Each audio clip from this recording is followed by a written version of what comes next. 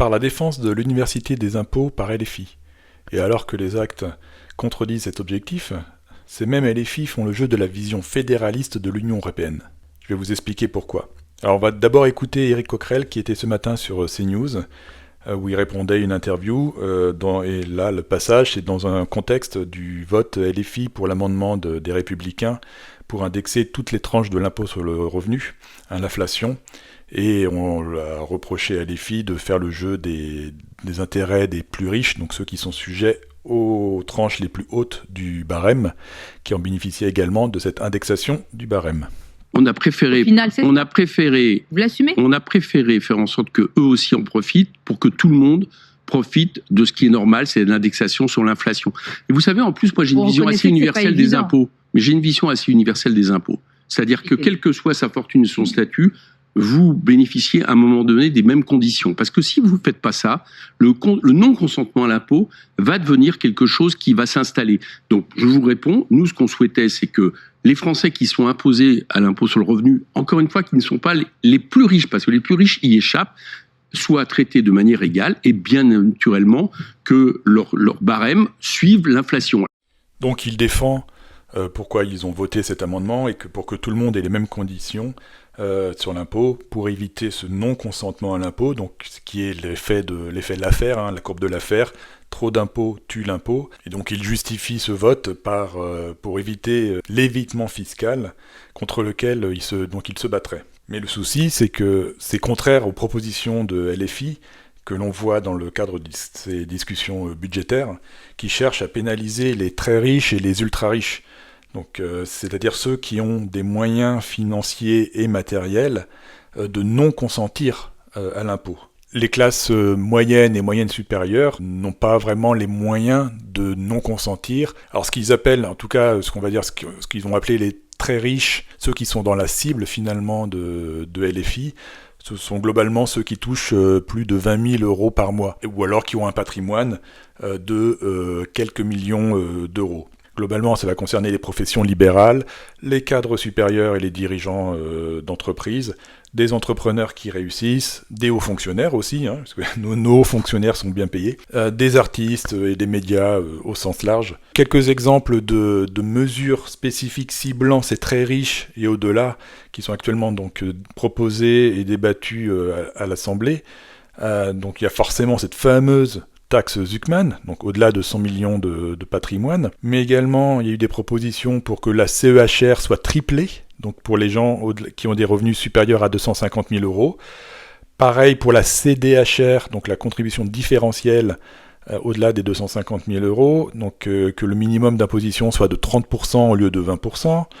L'impôt sur le revenu, mettre en place un barème à 14 tranches, dont la dernière tranche serait à 70%. L'exit tax, revenir sur un délai de 15 ans au lieu de 2 ans actuellement. Mettre en place un impôt universel ciblé pour les gens qui gagnent plus de 230 000 euros par an, qui seraient résidents étrangers, et que ces gens restent sujets à l'impôt français s'ils sont dans un pays qui est trop favorable d'un point de vue fiscal.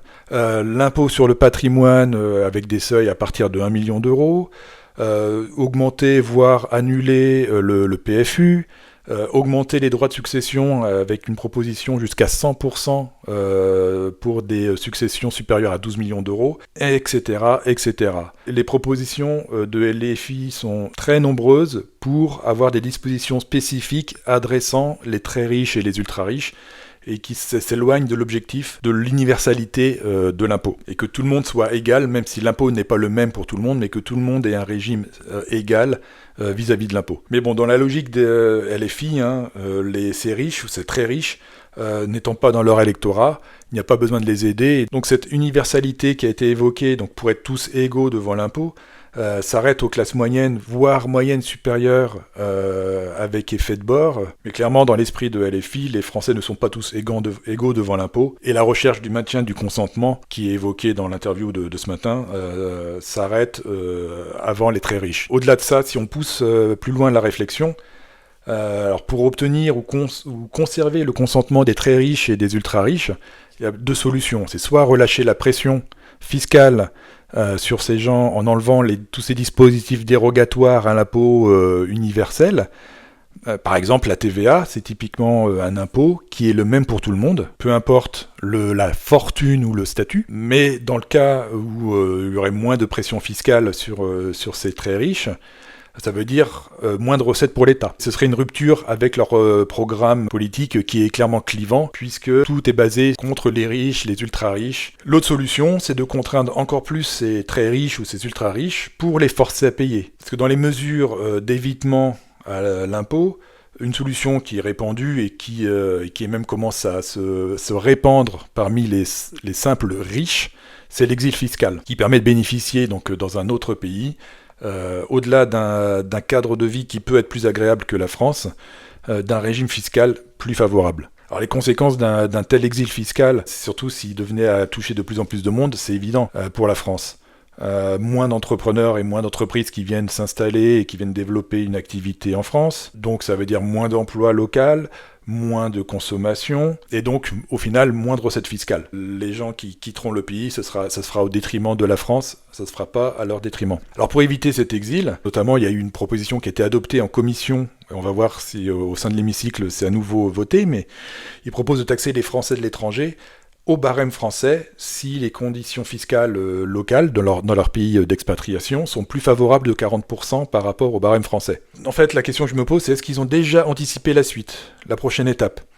Parce que pour agir pour que donc ces paradis fiscaux, appelons-les comme ça, revoient leur fiscalité pour redevenir avec une fiscalité similaire à la française. Alors quoi de mieux que l'Union européenne et sa commission pour faire en sorte que les régimes fiscaux donc des pays européens soient alignés et avoir des conditions proches. Qu'aujourd'hui la fiscalité au sein des pays européens est très différente et certains pays ont des régimes fiscaux bien plus favorables que le régime français. D'ailleurs, dans l'absolu, quasiment tous les pays ont un régime fiscal plus favorable que la France. Pour aligner la fiscalité dans les pays européens, déjà ça implique un changement radical du rôle de l'Union européenne, et ce serait rendu possible uniquement par la mise en place d'une fédération d'États européens qui permettrait donc d'aligner ces régimes fiscaux, peut-être des différences marginales, si vous prenez l'exemple des États-Unis, il y a une fiscalité fédérale et des fiscalités locales. Mais pour que cela marche, il faut que les modèles sociaux qui sont financés par la fiscalité locale soient adaptés et supportent le changement de la fiscalité. Von der Leyen et Macron ne rêvaient pas de meilleurs alliés que LFI pour pousser leur vision fédéraliste de l'Europe.